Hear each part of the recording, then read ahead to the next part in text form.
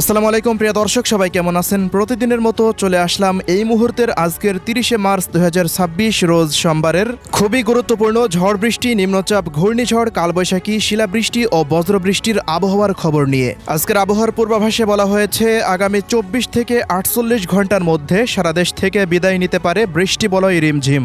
তবে দুঃসংবাদ হচ্ছে আগামী 7 থেকে 10 এপ্রিল দেশের দিকে ধেয়ে আসতে পারে পূর্ণাঙ্গ বৃষ্টি বলয় তাণ্ডব। বৃষ্টি বলয় তাণ্ডব চলাকালে সারা দেশে ভারী বৃষ্টি ও ভয়ঙ্কর বজ্রপাতের শঙ্কা রয়েছে। অন্যদিকে আগামী 72 ঘন্টা পর দেশের মধ্যে প্রবেশ করতে পারে বছরের প্রথম তাপপ্রবাহ অগ্নি। ভারতের পশ্চিমবঙ্গ সহ দেশের খুলনা, রাজশাহী, রংপুর ও ঢাকা বিভাগে তাপমাত্রা উঠতে পারে 42 থেকে 43 ডিগ্রি সেলসিয়াসের ঘরে। তো প্রিয় দর্শক, আজ এবং আগামীকাল আগামী এক সপ্তাহ বাংলাদেশের 8 বিভাগের 64 জেলা, ভারতের পশ্চিমবঙ্গ, আসাম, মেঘালয়, ত্রিপুরা ও মিজোরাম রাজ্যের কোন কোন জেলাগুলিতে আবহাওয়া কেমন থাকতে পারে, কি জানা যাচ্ছে ইউরোপিয়ান আমেরিকান রাডারগুলো থেকে জানিয়ে দেব। অবশ্যই ভিডিওটি শেষ পর্যন্ত দেখতে থাকুন। কে কোন জেলা থেকে দেখছেন কমেন্ট করে জানিয়ে দিন। প্রতিনিয়ত আবহাওয়ার খবর পেতে অবশ্যই আমাদের ইউটিউব চ্যানেলটিকে সাবস্ক্রাইব করে রাখুন।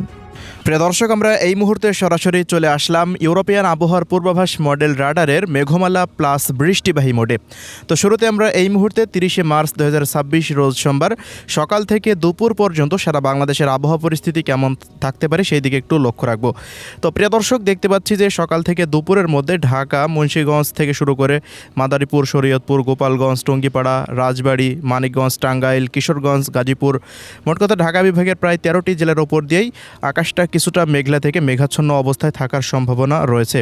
অন্যদিকে খুলনা বিভাগের কুষ্টিয়া, মেহেরপুর, চুয়াডাঙ্গা, ঝিনাইদহ, মাগুরা, যশোর, শৈলকুপা, নড়াইল থেকে দেখা যাচ্ছে একেবারেই সাতক্ষীরা, মংলা, বাগেরহাট পর্যন্ত এই সমস্ত অঞ্চলগুলোর আকাশটাও মেঘলা থেকে মেঘাচ্ছন্ন অবস্থায় থাকতে পারে।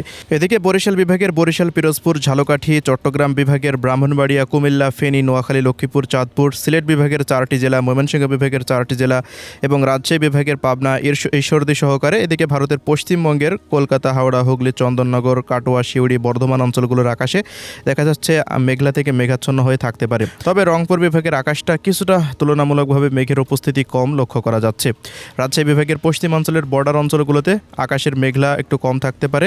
এদিকে চট্টগ্রাম বিভাগের একেবারে দক্ষিণের জেলাগুলিতে আকাশটা মেঘলা একটু কম দেখা যাচ্ছে। প্রিয় দর্শক, সকাল থেকে দুপুরের মধ্যে ঢাকা, খুলনা, বরিশাল, চট্টগ্রাম, সিলেট, ময়মনসিংহ, রংপুর ও রাজশাহী বিভাগ সহকারে ভারতের পশ্চিমবঙ্গের কোনো অঞ্চলেই তেমন কোনো বড়সড় বৃষ্টিপাতের পরিস্থিতি সৃষ্টি হওয়ার মতো সম্ভাবনা এখন পর্যন্ত দেখা যাচ্ছে না। তবে সারা দেশের আকাশে মেঘের উপস্থিতি বেশি থাকার কারণে রোদের কাজ করতে আপনাদের অনেকটাই সমস্যার সম্মুখীন হতে পারেন।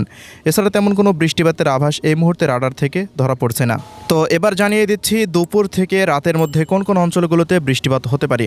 প্রিয় দর্শক, দুপুরের পর হতে দেখা যাচ্ছে বরিশাল, খুলনা এবং চট্টগ্রাম বিভাগের বেশ কিছু অঞ্চলের ওপর দিয়ে একটি শক্তিশালী কালবৈশাখীর মেঘমালা তৈরি হতে পারে। যদি এই বজ্রবাহী মেঘটি তৈরি হয় তবে বরিশাল বিভাগের বরিশাল, পিরোজপুর, ঝালকাঠি, বরগুনা, এদিকে দেখা যাচ্ছে খুলনা বিভাগের বাগেরহাট, মোংলা, ঢাকা বিভাগের শরীয়তপুর, মাদারীপুর, চট্টগ্রামের রায়পুর, সেনবাগ, নোয়াখালী, ফেনী, ব্রাহ্মণবাড়িয়া, কুমিল্লা, এই সমস্ত অঞ্চলগুলোর বিভিন্ন জায়গার উপর দিয়ে তীব্র ঝড় বৃষ্টির একটা সম্ভাবনা সৃষ্টি হতে পারে। এবারে অন্যান্য অঞ্চলগুলোতে ক্ষুদ্র ক্ষুদ্র মেঘমালা দুপুরের পর হতে তৈরি হওয়ার মতো পরিস্থিতি কিন্তু সৃষ্টি হতে পারে বলে এখন পর্যন্ত দেখতে পাচ্ছি।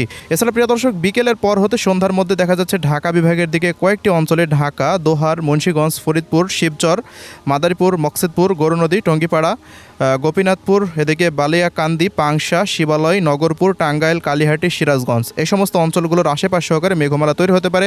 এদিকে খুলনার শৈলকুপার ওপর দিয়েও মেঘমালা তৈরি হওয়ার সম্ভাবনা দেখা যাচ্ছে। সিলেটের মৌলভীবাজারের ওপর দিয়েও কয়েক খণ্ড মেঘমালা তৈরি হওয়ার সম্ভাবনা রয়েছে।